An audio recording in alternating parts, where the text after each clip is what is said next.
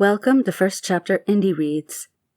I'm Leslie, and I read the openings of indie novels, so you can find your next favorite author.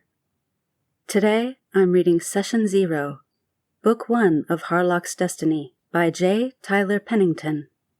Haarlock's Destiny is a LitRPG epic fantasy series with magic, monsters, game mechanics, and a raccoon. Chapter 1. The enemy sentry lit his cigarette. Winston Haarlock, Delta Force operator turned mercenary, let the man take a few long drags before putting a bullet through his head. Moving the dead man into the tree line, Winston picked up the pack of smokes, lit one himself, then casually walked into the compound. His black fatigues, bulletproof vest, and boonie hat would blend in nicely with the guerrillas. Now he just had to find the missing girl. The girl, a French national named Belle, was taken hostage while on spring break in Chile. Her parents, both wealthy entrepreneurs in their own right, owned many properties in the coastal town of La Serena. Belle, while staying at her family's luxury resort, ran her mouth about how much money she had and how she could go anywhere and do anything. Local guerrillas decided to see just how rich she actually was. The guerrillas absconded Belle to their compound deep in the mountains and demanded a hefty sum of $2 million. Winston was getting paid $200,000. Not that he wasn't being paid well. In fact, Winston just made up a price during the phone call. The idea of a sweltering South American summer wasn't an incentive to take the job. But twice his normal fee? Hard to pass that up.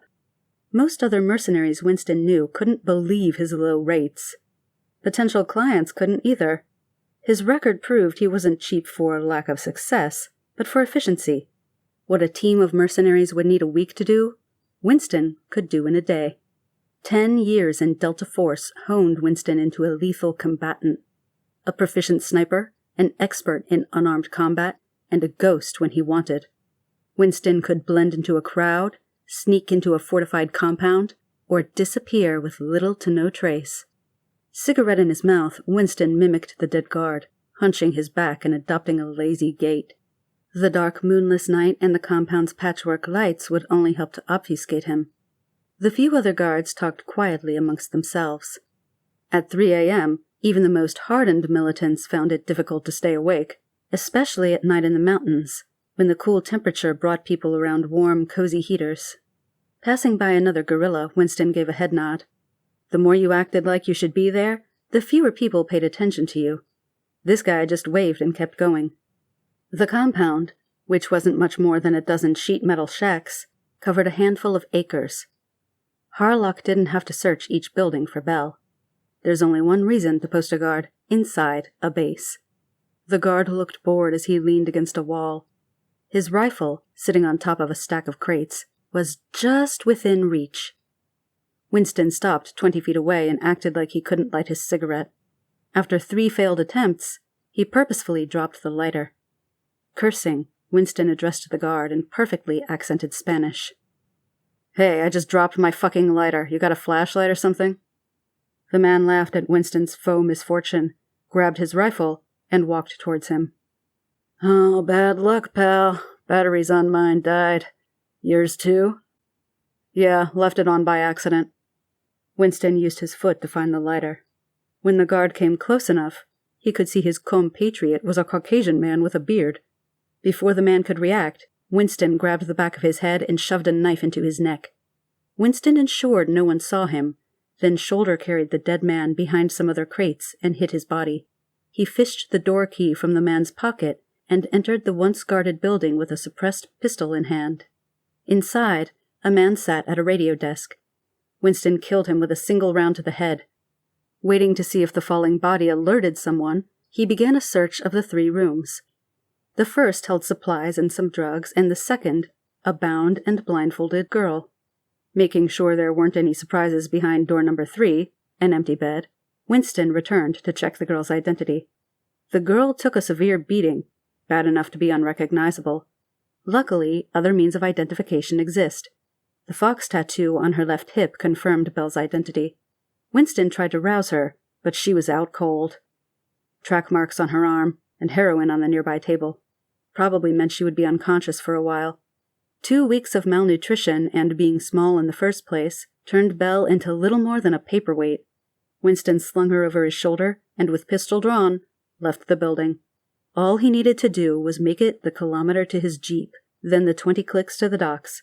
A waiting seaplane would take them both home. Rarely do things work out how they're supposed to. Halfway to the exit, Belle woke up and started screaming. Floodlights turned on as a klaxon blared. 24 armed, angry guerrillas surrounded Winston. They screamed for him to drop the girl and surrender. In short order, the commander walked through the circle of men. "Drop the girl, and you'll live." Still holding tight to the squirming, shouting Belle, Winston looked around at his predicament. It wasn't great. "Please, we both know you'll kill me as soon as she's out of harm's way." The commander smirked. "How about we don't kill you slowly?" "See, that isn't a great bargaining chip. How about you let me leave and I won't kill you?" The commander laughed, then stepped back to the line of men and elbowed the one on his left. "Shoot his knees." As the guerrilla aimed his rifle, a powerful wave of vertigo overtook him. While he puked out his dinner, several more men followed suit. Within seconds, everyone, including Winston and Belle, did the same. Nausea and confusion washed over Winston. The world spun, his head pounded, and his ears rang. A booming voice filled the air, seeming to come from everywhere at once. "Integration proceeding on schedule. Time to completion is 1 minute and 45 seconds. Please interact with individualized menus before the countdown ends. Failure to select a destination will result in a random selection." What menu the voice referred to, Winston didn't know. The pain overrode any worry about the disembodied voice, or menus. Right now, the goal was to escape. Winston just needed to figure out which way was up first. The voice counted down the last 10 seconds, and the world went dark. Chapter 2. Winston Haarlock jerked awake. He reached for his sidearm, desperately trying not to die by the 20 guerrillas surrounding him. But there were no guerrillas. Or sidearm. His head still swimming, Winston looked around to see where the hell he was. Before, it was the Chilean mountains. Now it appeared to be a picturesque forest. Chirping birds filled the air, a nearby stream babbled, and the tops of a distant mountain range rose in the distance. Winston was in a clearing, maybe 200 feet wide, with all the same clothing he wore during the botched rescue. He searched his various pockets, finding little remained. It seemed his pistol was gone, along with his watch, GPS, phone, anything mechanical or electronic. His combat knife sat safely in a chest holster, along with the small medkit on his hip. Weird. Once again, the booming voice filled the sky. "Congratulations on joining the game. Unfortunately, you failed to pick a destination. A destination was picked for you. Unfortunately, you were not randomly selected to change your race. Your base stats and skills have been automatically calculated. Your real-world experience has been converted into 5 levels. Please select a base class." Looking at the menu floating in the air in front of him, Winston knew they had killed him. Was it heaven, hell, or some weird purgatory? Either way, it sure felt real. Too real. The cool breeze made the sweltering sun bearable. The grass gave off a crisp, natural scent, and Winston could see a few bugs buzzing around. He even felt hungry and a little sore. Turning his attention back to the floating menu, it reminded Winston of an old Windows 98 prompt. The screen possessed 4 buttons: Fighter, Mage, Rogue, and Civilian. Winston remembered a few pen-and-paper games that used this class system. He'd been an avid gamer since he was a kid. It didn't matter what the game was, Winston enjoyed playing it. He even converted a few of his Delta teammates over to geek culture. The voice boomed again. "Please select a base class." "Damn, chill." Winston grimaced at the voice. It was loud. If this was the afterlife, Winston had never heard of this particular one before. Most religions said you went to either a type of heaven or hell. A few purgatories existed, but those are supposedly places of cleansing, not gaming. Winston looked around again, still convinced this was some kind of hallucination. Maybe he'd been riddled with bullets by Chilean guerrillas, and his dying brain was firing off whatever synapses it could to stay alive. Either way, the loud voice had demands. As a military man, Winston listened to loud voices. But what choice to make? RPG classes, which this seemed to reference, were fairly simple. Fighters wore armor and rushed into combat, mages slung spells, and rogues snuck around and stole stuff. Winston didn't know what the civilian class specialized in. Winston, much like in real life, enjoyed being sneaky. Reaching out, he gingerly pressed the Rogue button. Congratulations on your selection! Would you like to apply all 5 levels to Rogue? Winston, a purist at heart, rarely multiclassed. He pressed yes. Your 5 levels have been applied to your Rogue class. Your stats have been adjusted accordingly. You have received the following class abilities: Thieves' Cant, Sneak Attack, Uncanny Dodge. You have received the following proficiencies: Lockpicks, Simple Weapons, Sleight of Hand. Based on your race of human, you receive 2 starting feats. You receive 1 feat every 5 levels. You currently have 3 feats to choose. You receive 1 talent every 2 levels. You currently have 2 talents to choose. Please make your selections. Winston smiled. He absolutely loved making characters, especially min-maxed ones. The menu system was intuitive and informative.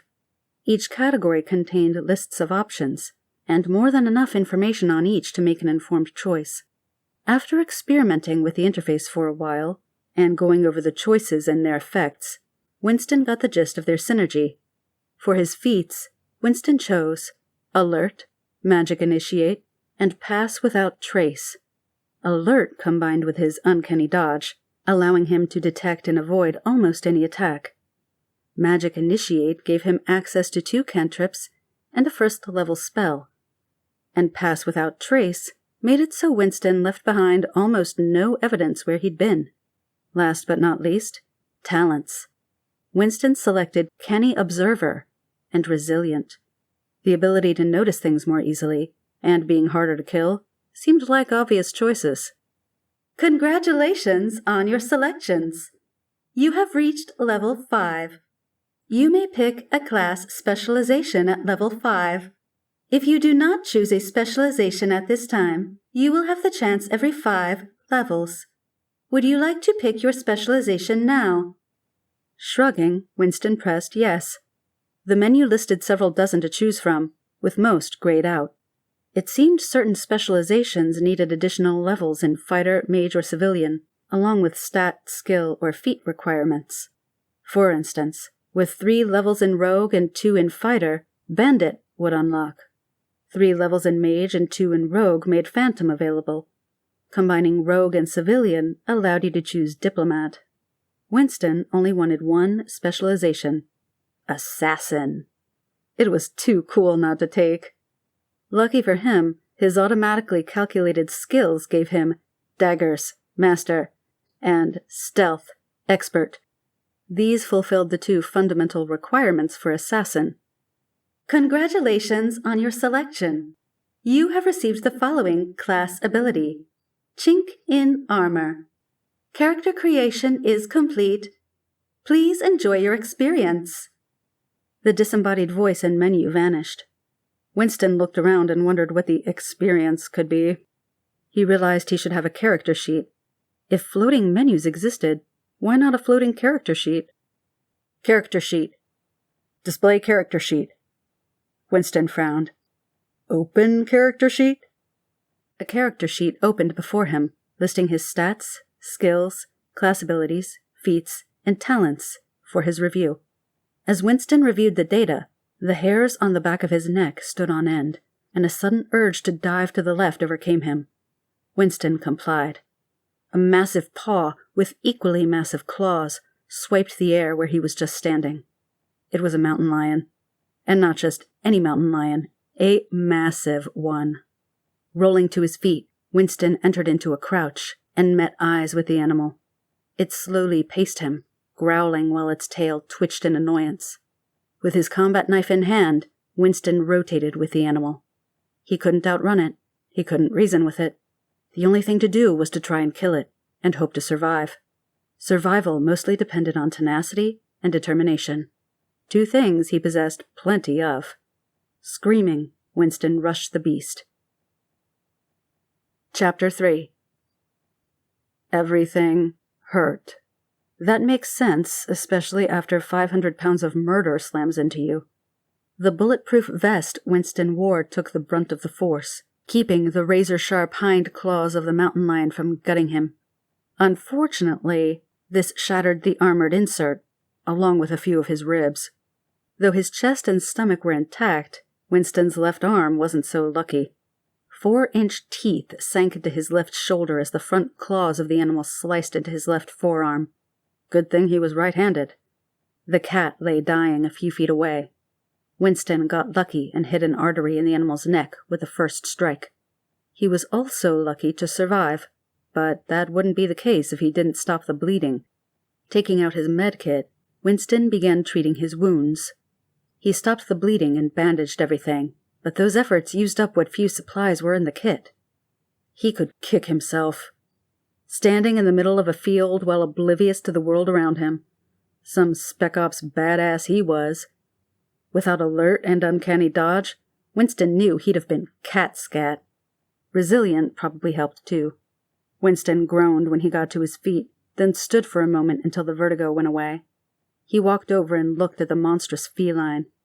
The neck wound spurted small quantities of blood. After a few fitful breaths and some twitches, the mountain lion finally died. Congratulations on your first kill.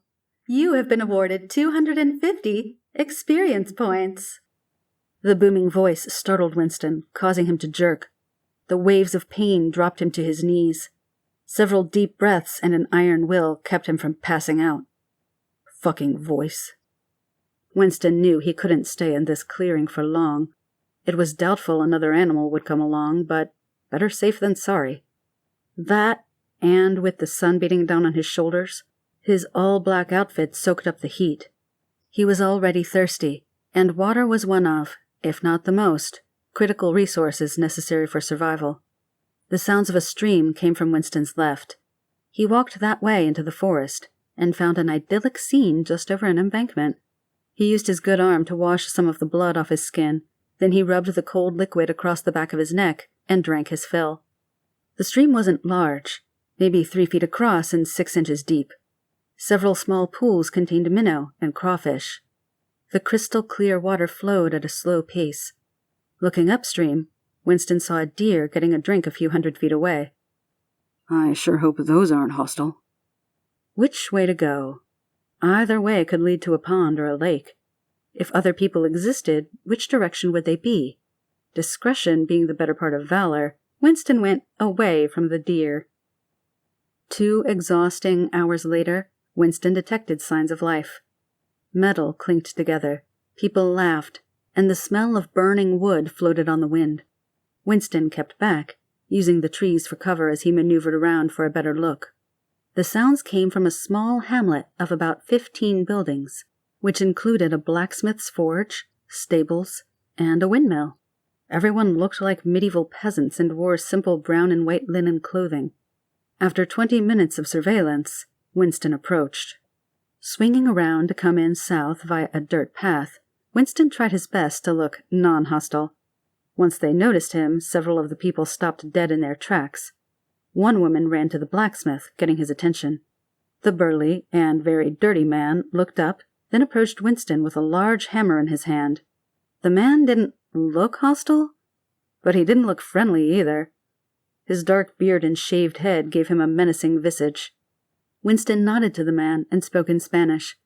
He was just in Chile, so maybe this was some kind of Latin America village? Greetings, friend. Haarlock tried his best to put on a friendly demeanor. I'm injured and need help. The blacksmith cocked his head to the side. Do you understand me? The blacksmith waved over a young boy and whispered something to him. The boy ran off while everyone stood looking at the new arrival. A few minutes later, the boy came back, assisting an elderly man with a cane. Like the others, the old man wore plain clothing, though his looked more like pajamas than anything else. His cane, a well-crafted piece of lacquered wood, showed obvious signs of age and use. The man's most stunning feature was his hair. Though thin, it was stark white and framed his face with many errant strands dangling in front of his eyes. Speaking to the old man in quiet tones, the blacksmith pointed at Winston. The old man took the blacksmith's arm and then walked forward. Greetings yourself, stranger. The man spoke in barely passable and atrociously accented Spanish. We don't get many elvish folk around here. I'm the only one that speaks your language. What brings you to our home? The old man tried to hide his unease with a smile, then awkwardly wiped a few strands of hair from his face. Elvish? The voice mentioned something about changing race. Winston switched to English. Can you understand me now? Several people whispered together. The old man looked around at the gathered people, then spoke again. Yes, beside myself, everyone here only speaks common. English is the common language? Huh, big surprise there. Sorry, I'm new here. I got attacked upstream, and I'm hoping someone can help patch me up. Winston motioned to his bandaged arm. A visible tension lifted off of every person. The blacksmith helped the old man approach. Taking a monocle from a pocket, the old man looked at Winston through it. We have a new player on our hands. The old man turned and looked at the assembled people. Many of them made noises of surprise, and some even pointed as they whispered to the person next to them. New player? If this is a dying man's hallucination, it's thorough. Welcome, my boy. I am Bastian, and this is Karsten. Bastian made a fist with his right hand and placed it over his heart. What should we call you? My name is... What to call himself? Winston was a basic name, but Haarlock sounded cool, especially for a medieval setting. Yeah, that's it. Haarlock. Haarlock. Congratulations on choosing your name. You have been awarded 50 experience points. The newly christened Haarlock grimaced and looked around. Everyone chuckled at him. Bastian gave Karsten a smirk. The voice. It's a shock and annoyance to new players. Come with me. We'll patch you up and give you a tutorial. The three men made the brief trip to the windmill, going inside an attached building and into a tidy and well-stocked apothecary. A blonde woman, somewhere in her 20s, and pretty, stood with her hands behind her back. This is Eloise. She's our herbalist. Eloise, this is Haarlock. He's a new player and, unfortunately, got injured. Eloise raised her eyebrows in surprise, blinked a few times, then gave Haarlock a once-over. Blood caked a decent amount of his clothes, beard, and the once-white bandages on his left side. Welcome to Milltown, stranger. Congratulations! Location discovered. Milltown. You have been awarded 50 experience points. Haarlock jumped again, grimacing in pain. Sorry, that damn voice comes out of nowhere. Yes. Once I get you healed up, I'll show you how to customize your menu. Eloise pointed to a bed in the corner. Please, sit. I'll need to look at your wounds. Complying with the request, Haarlock sat down and sighed in relief. Eloise snapped her fingers. The room, once poorly lit by a handful of windows, filled with light. Whoa, what the hell was that? Magic. I'm a multi-classed mage civilian into herbalist, allowing me to cast a few spells, make magical healing poultices and salves. I also have several feats and talents revolving around healing and disease treatment. Haarlock smiled like he understood. Eloise motioned to Haarlock's arm. He nodded to allow her to examine it. With well-practiced ease, she manipulated the limb with minor discomfort. She removed the bandages and grimaced at the wounds.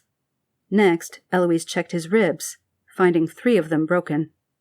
"Oh my, you're severely injured. What did this to you?" "A mountain lion. It jumped me as I was figuring out what class and abilities to pick." Karsten, obviously the muscle in case Haarlock turned out to be trouble, finally spoke. His voice was as deep and gravelly as one would expect. "Those have been a problem for years. No matter how many we hunt, more keep showing up." Karsten motioned with his chin towards Haarlock. "How big was it? Couldn't have been too big if you survived." "It had to be at least 3 of me." Haarlock wasn't a large man. He was of average height, but lithe. Years in Delta Force kept him in excellent shape. Karsten raised an eyebrow and looked at Bastian. The old man smiled as he spoke to Haarlock. "However did you survive, my dear boy?" Haarlock obfuscated the truth. Probably not great to tell everyone he specialized into assassin. "I'm classed as a rogue, and it seems I got a few levels from my past experience. I think alert and uncanny dodge let me avoid the initial attack, and resilient kept me from dying. Lucky me." His answer satisfied the large blacksmith. Haarlock noticed he never put down the hammer. "Okay, Haarlock, it looks like you'll live." Eloise went to her workbench and retrieved a jar of salve. "You cleaned the wounds well enough, so we don't need to do that again. I'm going to apply this medicine. It'll burn like a sumbitch for a second or 2. Eloise scooped out an ounce of salve and then raised an eyebrow at Haarlock. He nodded, and she applied the substance. Sucking in a pained breath, Haarlock closed his eyes as he gripped the material of his pants. But as promised, the burning went away after a few seconds. Cooling relief replaced it shortly thereafter. Yeah, that's better." The pain continued to melt away. "What's in this?" "Cure wounds. Injuries like these take many weeks to heal, and you'd likely never have the same utility from your arm without magic. With this, it'll be like it never happened." The herbalist retrieved a roll of fresh bandages and wrapped Haarlock's wound. Bastian and Karsten washed quietly. When she finished, Eloise brought in a cup of water. "This is infused with a sleep aid. Rest will do you well." Drinking the entire thing, Haarlock felt exhaustion he didn't know he had. Eloise wasn't talking to him as she helped him lie down. "I'll watch over our new friend. He'll be right as rain tomorrow morning." And that's where we'll leave Book 1 of Haarlock's Destiny by J. Tyler Pennington. Thanks for listening with me. Here's a quick description of the book from Amazon. Death, purgatory, or a dying brain's hallucination of something better than bleeding out in the Chilean mountains. At least, that's what Winston Haarlock, Delta Force operator turned mercenary, thought when he woke up in a picturesque field. Either way, the booming voice was asking him to pick a class. Session 0 is the first book of Haarlock's Destiny, a LitRPG epic fantasy series with magic, monsters, game mechanics, and a raccoon. If you'd like to keep reading and support the author, you can find a link to purchase Haarlock's Destiny in the description. Supporting indie authors directly helps these stories find the readers they deserve. If this is your kind of book discovery, please like the video and subscribe to the channel. It genuinely helps more readers find first chapter indie reads, and helps me continue sharing work from independent authors. And if you'd like to go deeper and discover more authors, I'd love to see you over on Substack. That's where we share extended readings, author interviews, behind-the-scenes notes, and books that don't always make it onto YouTube. All the links are below.